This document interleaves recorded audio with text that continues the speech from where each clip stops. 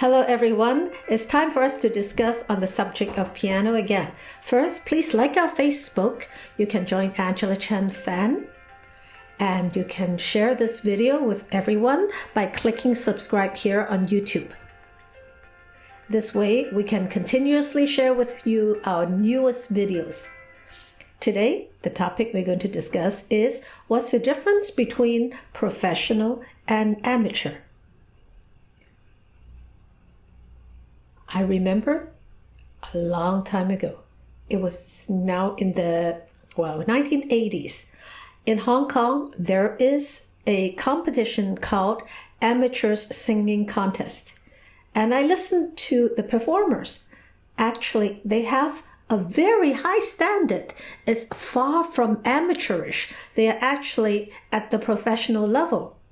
And so there is actually not necessarily a clear distinction between amateur and professional in terms of performance. So when I have some parents, they come to me and they tell me that their kids wants to study piano, but our goal is not to become a performer. So the idea is just for them to learn to be exposed to music, enjoy it, but not necessarily to become a performance professional or concert pianist or even to teach. We hope that they will just enjoy the experience and be able to express themselves through the music. I don't really expect my kids to be a great performer.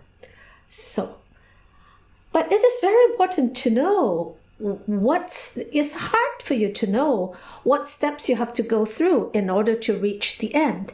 But it's important to start on the right foot so that you're leading towards finally the right direction. In case if you want to become a professional, you will not have obstacles that you have created by not going through the path that is going to be most effective to lead you to the consequences you desire in the future.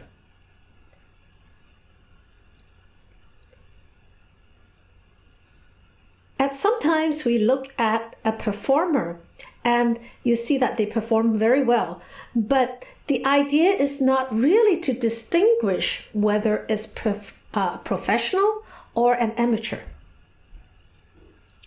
We are not actually always looking to distinguish amateur or professional, but the goal is when you start, you have to start from the beginning. And if we set up our path initially to reduce all obstacles, eliminate any sidetracking, it opens ourselves up for the possibility to go professional or remain an avid amateur, and we would not have created difficulties for us.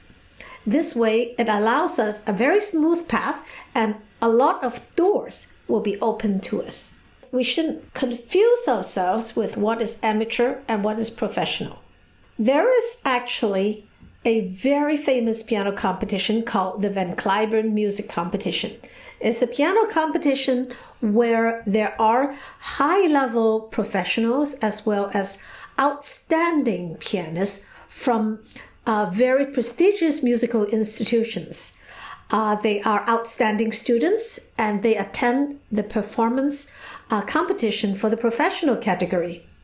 And on the other hand, the Van Cliburn also has a very high-level branch called a category called amateurs. The amateur piano competition actually has a very high level and it's not for professionals who make a living with it, but these are professionals in other sectors outside of music. And they have their own jobs, but they dedicate a lot of their energy and time to pursue that path to become an amateur in the performance. And you listen to it, you see that the performances can be astounding. So we shouldn't just look at the words amateur and professional, but rather we can figure out the best way for ourselves to achieve the highest level. You know, the word amateur comes from the word amateur, is to love. And the idea is you do music, you make music because you enjoy it and it's your passion. You do it out of love. It's not because you are forced to do it. And you can be able to express yourself and excel really well in that. It is part of your passion.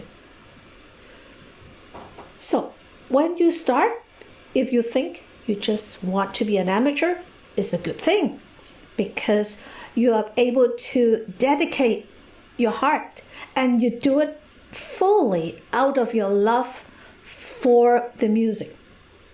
And if you're able to do what you love, follow this path gradually, and as it unfolds, you also have the option to become a professional or continue to be a music lover that excel in performance. It is this path that you construct that doesn't give you any obstacles and remains open, so that it's a process that allows you different options and you're not confined by your own choices. I hope you like my video today, and if you have any other questions, you are free to write to me, and you can like my channel, and I look forward to hearing from you. And if you have any questions, I would be very delighted to answer them. I hope you all have a wonderful day and happy practicing. See you later.